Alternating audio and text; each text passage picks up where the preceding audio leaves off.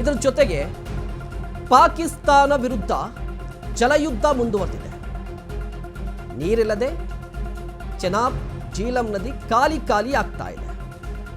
ಪಹಲ್ಗಾಮ್ ದಾಳಿ ಬಳಿಕ ಸಿಂಧೂ ಒಪ್ಪಂದ ರದ್ದಾಗಿದೆ. 2 ಡ್ಯಾಂನ ನೀರು ಕೂಡ ಭಾರತ ತಡೆ ಹಿಡಿದಿದೆ. ಬಾಗ್ಲಿಹಾರ್ ಕಿಶನ್ ಗಂಗಾ ಡ್ಯಾಂ ನೀರಿಗೆ ಬ್ರೇಕ್ ಅನ್ನು ಹಾಕಿದೆ.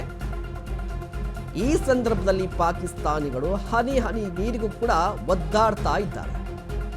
ನೋಡಿ, ಈ ಹಿಂದೆ ಭಾರತ ಕೊಟ್ಟಂತ ಮಾಸ್ಟರ್ ಸ್ಟ್ರೋಕ್ಗಳನ್ನು ಒಂದು ಕ್ಷಣ ನೆನೆಸ್ಕೋದಾದ್ರೆ, ಈ ಹಿಂದೆ ಮಾಡಿದ್ದು ಕಂಪ್ಲೀಟ್ ಆಗಿ ಮಿಲಿಟರಿ ಸ್ಟ್ರೈಕ್, ಅಂದರೆ ಸರ್ಜಿಕಲ್ ಸ್ಟ್ರೈಕ್ ಜೊತೆಗೆ ಏರ್ ಸ್ಟ್ರೈಕ್, ಇದು ಮಿಲಿಟರಿ ಕಾರ್ಯಾಚರಣೆ.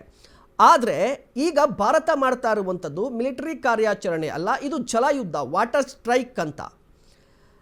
ಚೆನಾಬ್ ಜೀಲಂ ನದಿಯಲ್ಲಿ ನೀರು ಖಾಲಿಯಾಗಿದೆ. ನೀವು ಕೂಡ ದೃಶ್ಯಾವಳಿಯಲ್ಲಿ ಗಮನಿಸ್ತಾ ಇರ್ಬೋದು.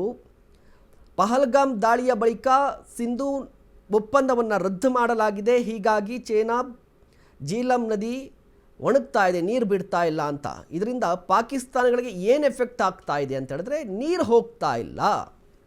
ನೀರು ಹೋಗ್ತಾ ಇಲ್ಲ ಅಂದರೆ ಅದರ ಅರ್ಥ ಬೆಳೀಲಿಕ್ಕೆ ನೀರಿರೋದಿಲ್ಲ. ಮುಂದೆ 65% ಅಲ್ಲಿನ ಜನರು ಸಿಂಧೂ ನದಿ ನೀರನ್ನು ಅವಲಂಬಿಸಿದ್ದಾರೆ. ಜೀವ ನದಿ ಪಾಕಿಸ್ತಾನಕ್ಕೆ ಸಿಂಧೂ. ಈ ನೀರನ್ನು ಬಿಡಲಿಲ್ಲ ಅಂತ ಹೇಳಿದ್ರೆ ಕಂಪ್ಲೀಟಾಗಿ ಪಾಕಿಸ್ತಾನ ಒಣಗುವ ಸಾಧ್ಯತೆ ಇರುತ್ತೆ. ಅಂದರೆ ಈಗಲೇ ಹೊರಗಿಬಿಡುತ್ತೆ ಅಂತ ಅಲ್ಲ, ಮುಂದೆ. ಇದರ ಜೊತೆಗೆ ಕುಡಿಯುವ ನೀರಿನ ಸಮಸ್ಯೆ ಉಂಟಾಗುತ್ತೆ, ಬೆಳೆಗಳಿಗೆ ಹಾನಿಯಾಗುತ್ತೆ. ಈ ಪಾಕಿಸ್ತಾನದ ಪಂಜಾಬ್ ಭಾಗ, ಸಿಂಧು ಭಾಗ, ಆ ಕಡೆದಲ್ಲೂ ಕೂಡ ಈಗಾಗಲೇ ಪ್ರತಿಭಟನೆಗಳು ಆರಂಭವಾಗಿದೆ.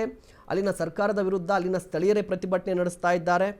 ಒಂದಿಷ್ಟು ಹಿಂಸಾ ಸ್ವರೂಪ ಕೂಡ ಪಡೆದುಕೊಂಡಿರುವಂಥದ್ದು ಆ ಪ್ರತಿಭಟನೆ. ಇದರ ನಡುವೆ ನೀರು ಕೂಡ ಬರ್ತಾ ಇಲ್ಲ ಅಂತ ಹೇಳಿದ್ರೆ ಜನರು ಮತ್ತಷ್ಟು ರೊಚ್ಚಿಗೇಳುವ ಸಾಧ್ಯತೆ ಇದೆ. ಪಾಕಿಸ್ತಾನಕ್ಕೆ ಭಾರತ ಈ ಮೂಲಕ ಮತ್ತೆ ಸ್ಟ್ರೋಕನ್ನು ಕೊಡ್ತಾ ಇದೆ.